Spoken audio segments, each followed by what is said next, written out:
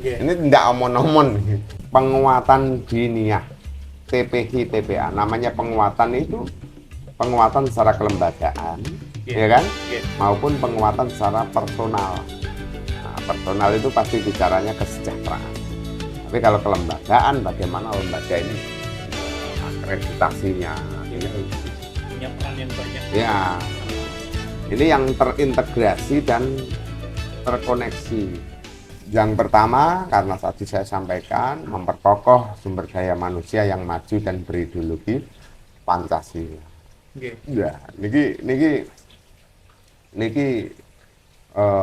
SDM kita itu harus menjadi SDM yang maju, tapi tidak boleh meninggalkan karakteristik Pancasila.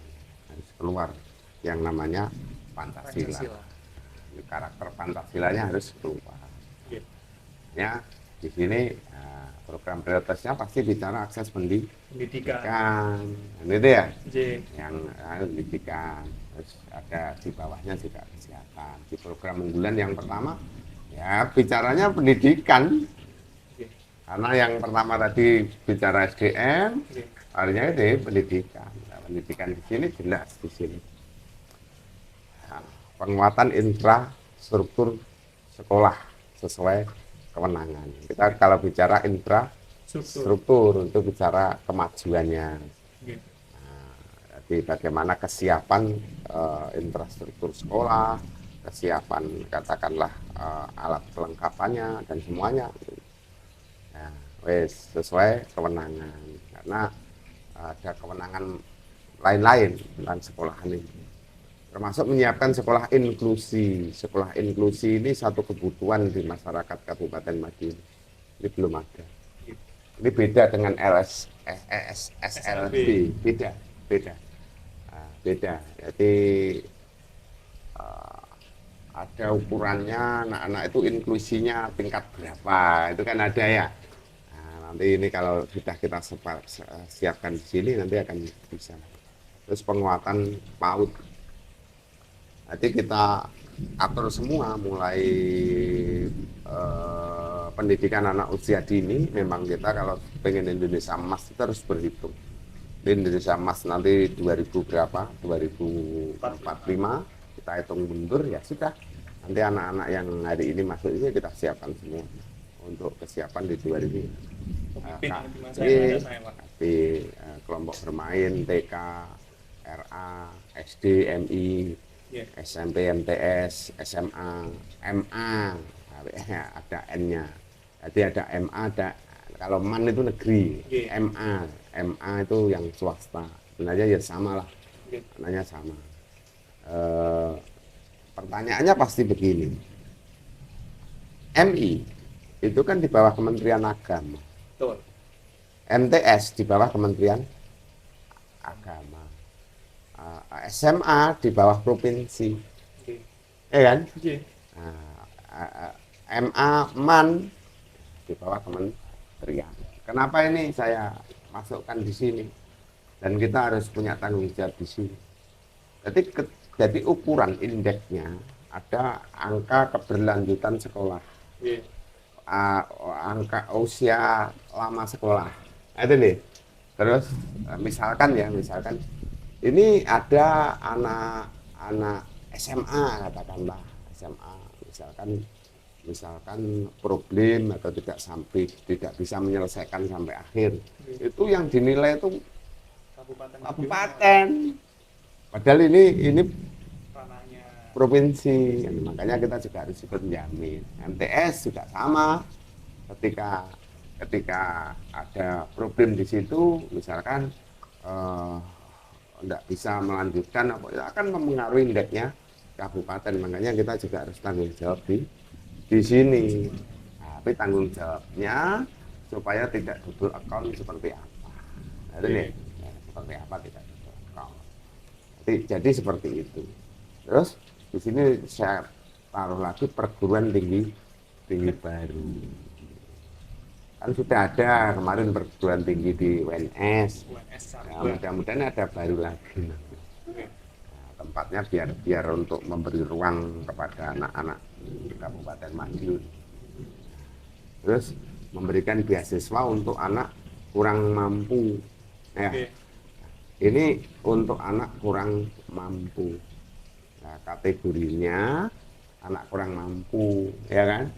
Nah, anak Madiun yang kurang mampu. Dari segi perekonomian. Dari sisi perekonomian tapi punya potensi yang tinggi kan gitu ya. Nanti kan ada seleksinya. Yang kemarin kan sudah di perguruan itu kita kasih beasiswa yang di UNS itu kan sudah. Nanti akan kita tambahkan juga di sini. Kalau yang kemarin itu masih terbatas di UNS Caruban aja, kampus 2 Caruban yang kita kasih. Mudah-mudahan nanti bisa lebih luas lagi. Nah, tentunya harus ketepatan sasaran yang kita kasih itu mungkin subsidi tentang pembiayaannya apa, itu bisa nanti ya. Terus penguatan diniyah. Penguatan diniyah, TPQ, TPA, beserta pondok pesantren. Pondok pesantren. Ini karakter Madiun. TPQ, TPA, beserta pondok pesantren. Jadi kalau kita bicara sekolah formal itu bicara sainsnya, bicara keilmuannya, kalau ini bicara karakternya. Gitu ya. Meskipun di sini sudah ada pendidikan karakter. Formalnya ini ya, Pak? Formalnya ada pendidikan karakter. Tapi karena terjadi pergeseran itu nanti, ini akan kita gabungkan. Jadi penguatan diniyah, TPQ, TPA. Namanya penguatan itu penguatan secara kelembagaan, ya kan? Maupun penguatan secara personal. Nah, personal itu pasti bicaranya kesejahteraan. Tapi kalau kelembagaan, bagaimana lembaga ini akreditasinya, artinya bisa punya peran yang banyak. Ya, ini yang terintegrasi dan terkoneksi. Jadi karena ini sama yang menjadi apa, yang dididik anak didik ini peserta didik kan sama. Kenapa tidak kita koneksikan sekalian? Kan targetnya sama. Ya. Sama. Kalau kita melihat Sisdiknas itu tujuannya ya membentuk peserta didik menjadi manusia yang beriman, bertakwa kepada Tuhan Yang Maha Esa, berakhlak mulia. Ini ya. Ini ya. Betul. Terus sehat. Sehat ini masuk di yang baru cerdas, terampil dan lain sebagainya. Artinya beriman, bertakwa kepada Tuhan Yang Maha Esa. Kalau saya kembalikan di mana? Di sini tadi kan Indonesia betul. Nah, memperkokoh sumber daya manusia yang berideologi Pancasila. Iya kan? Itu sudah betul di situ. Nah, ini kita bangun.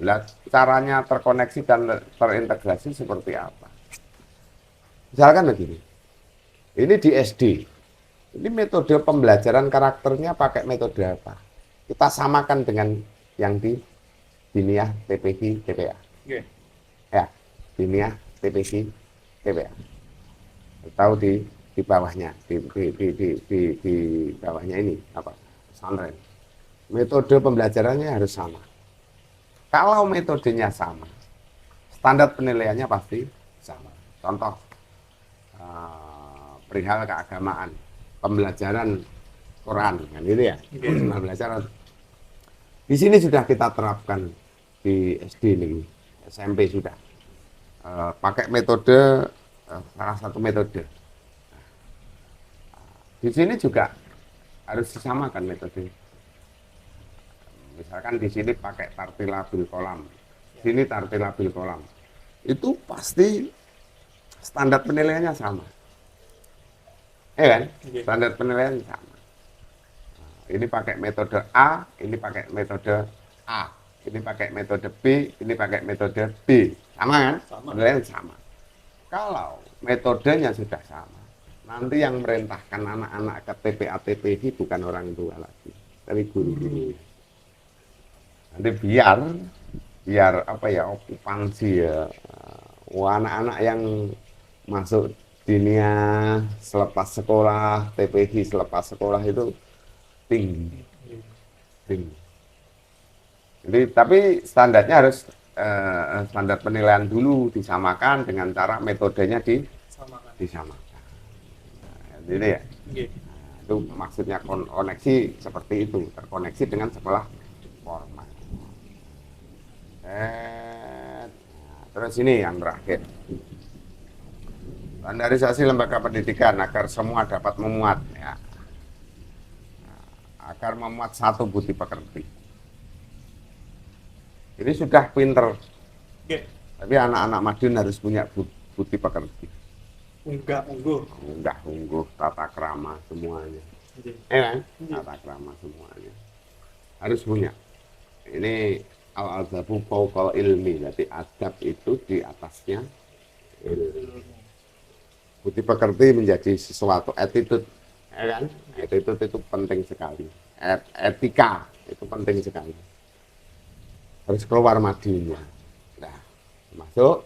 Ini harus kita jalankan. Di sini ada bahasa Jawa.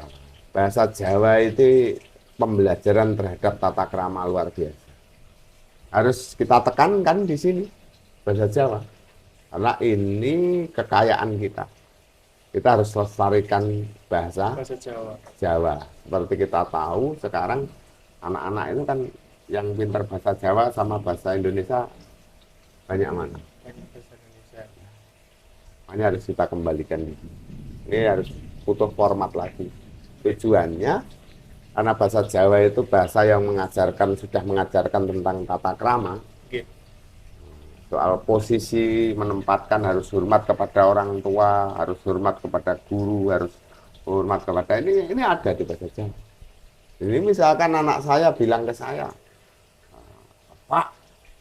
Bapak dan kalau tak dahar Bapak apa mangan menurut pas kan itu ya. Enggak bisa. Ini harus ada dia sadar nek carane cah enom ya wis sadar posisi lah. Sadar posisi. Leres. Bahasa Jawa mengingatkan kita harus sadar, iya, bisa menempatkan dirinya. Itu yang pertama. Nah, terus banyak hal ini harus kita pelestariannya ada, dan harus kita akui bahasa Jawa itu lebih kaya. Makanya dalam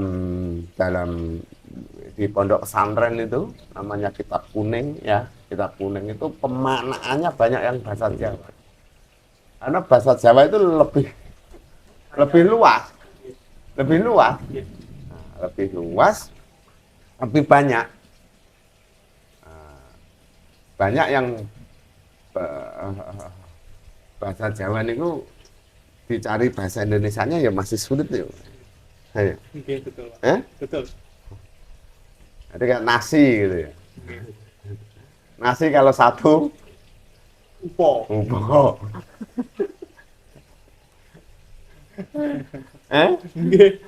Kalau siji tok upo bahasa Indonesianya apa? Nasi. Satu nasi. Nggak bisa. Ya benar lah. Betul lah. Maknanya beda. Ya kan? Nek apa ya? Nek kita sadar bahwa bahasa Indonesia bahasa Jawa ini kaya ya sudah. Kita sadar pemaknaan itu seperti itu. Makanya di pondok pesantren itu makna gandul. Wah itu pakai bahasa Jawa karena akan lebih spesifik itu nanti. Akan lebih kena. Jadi kita juga berharap anak-anak kita nanti yang memang konsennya pengen ke pondok pesantren, kita sudah bekali bahasa Jawa yang kuat, agar nanti kalau dia belajar kitab kuning atau apa sudah firm, sudah siap untuk memaknainya. Itu penting, gitu ya. Nah, terus dan budaya lokal lainnya, budaya lokal banyak. Ini harus kita lestarikan semuanya, yang hilang kita bangkitkan, yang sudah mulai terkikis harus kita perkuat lagi. Jadi ini makanya ini menjadi target. Nah ini kalau sudah masuk di tulisan ini tidak omon-omon. Ini akan dieksekusi. Iya. Akan dieksekusi menjadi tujuan perencanaan, ya kan? Sampai dengan renstra. Nanti pasti akan, ya kan? Rencana strategis untuk hal ini. Akan